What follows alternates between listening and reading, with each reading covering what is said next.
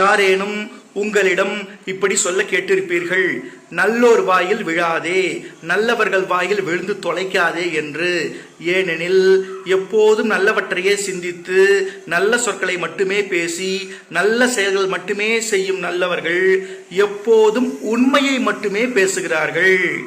அவர்களை இந்த பிரபஞ்சமானது எப்படி பதிவு செய்து வைத்துக் கொள்கிறது என்றால், இந்த நல்லவர்கள் உண்மையை மட்டுமே பேசுகிறார்கள் என்று பதிவு செய்து வைத்துக் கொள்கிறது.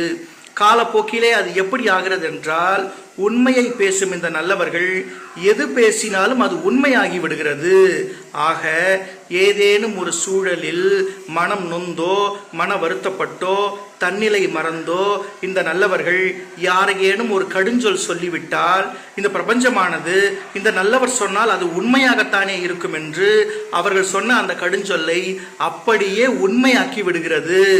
நல்லோர் சொல் பலித்து விடுகிறது. இது பிரபஞ்ச விதி. ஆக நல்லோர் வாயிலே விழாதீர்கள். நல்லவர்களை பார்க்கும் பொழுது அவர்களை வணங்குங்கள், அவர்களிடம் ஆசீர்வாதம் பெறுங்கள். நல்லோருடைய வாழ்த்தானது உங்களை வளமாக்கும், உங்களை நலமாக்கும், உங்களை மேன்மேலும் செழிப்பாக்கும். நன்றி.